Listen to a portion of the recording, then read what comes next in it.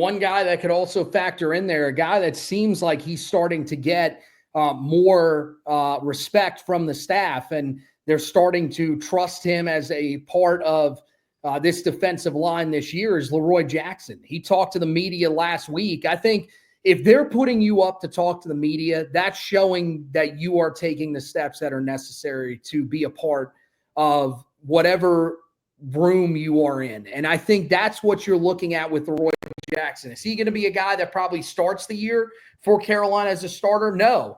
But as the year goes along, if one of the guys isn't performing up front, could that be a guy that eventually develops into a piece for Carolina that they can at least rotate in? I think that certainly is the case. I thought Peter Pisanski was going to be the guy out of the two holdovers that was going to be able to make more noise, because Pisanski was the guy that coming out of high school was a little more highly touted.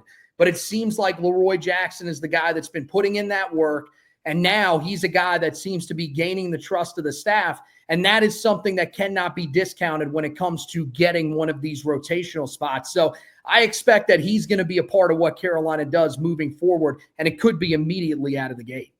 Yeah, I'm with you. If Belichick is sending you to the podium, I don't think it's by accident. Now, this is Belichick, and it could just be a way of him, blowing smoke up our glutes and just, sending in just any random person up there to talk. But it doesn't feel that way.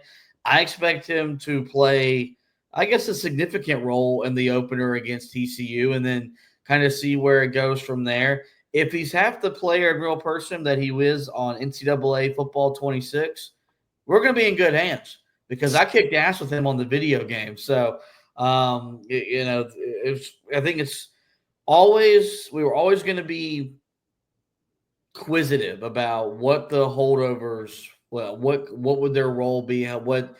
Could they emerge, or were these guys that would get buried on the depth chart? Like, were these just guys that Belichick kept because you got to keep so many guys just to have some ones to hit in practice? It doesn't feel like that's the case with Leroy Jackson, and I think he's a guy that is poised to at least start the season out with the role as a rotation guy among Carolina's defensive line, and it gives him a chance to kind of build up with this new coaching staff.